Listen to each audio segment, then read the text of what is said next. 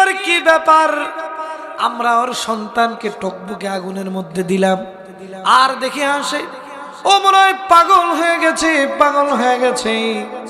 এবার হাসা দেখে ফেরাউন রাগান্বিত হয়ে গেলেন। এবার ডাক দিয়ে বললেন, আর দ্বিতীয় সন্তানটাকেও আগুনে নিক্ষেপ করে দাও। এবার দ্বিতীয় সন্তানটাকে নিয়ে যাওয়া হলো। মাকে বারবার জিজ্ঞাসা করা হচ্ছে, তুমি ইসলাম ছাড়বা কিনা বলো, তুমি যদি ইসলাম না ছাড়ো তাহলে তোমার সন্তানকে ভিতরে নিক্ষেপ করা হবে। এবার সেই 6 বছরের সন্তান, আল্লাহ রাব্বুল আলামিন এই সন্তানের মধ্যে একটা ঈমানি তাজাল্লি ঢুকায় দিলেন।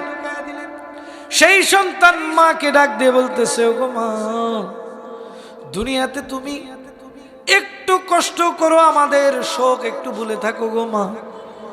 ও মা গো, তুমি যেটা টকবকে জ্বলন্ত আগুন দেখছো, ওগো মা, আমি তো সেইখানে জান্নাতের বিছানা দেখি গো মা। ও মা, তুমি কোনো চিন্তা করিও না গো মা, আমরা তোমার জন্য জান্নাতে অপেক্ষা করব। ওগো মা, তুমি কোনো চিন্তা করিও না।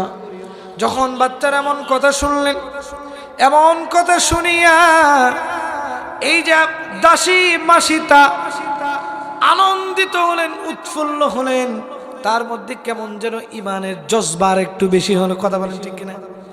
যদি সন্তান, আপনার যদি ছোট সন্তান ইসলামের জন্য লড়াই করতে যাবে, যদি সে আপনাকে সাহস দেয়, তাহলে ইমান বাড়বে না কমবে? অবশ্যই বাড়বে।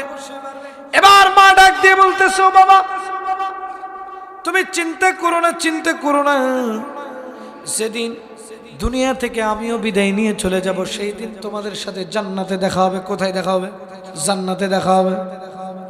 আরে বাবাজি, এবার সেই 6 বছরের ছোট্ট বালকটাকে নিয়ে গিয়ে টকবকে আগুনের মধ্যে ফেলায় দেওয়া হলো।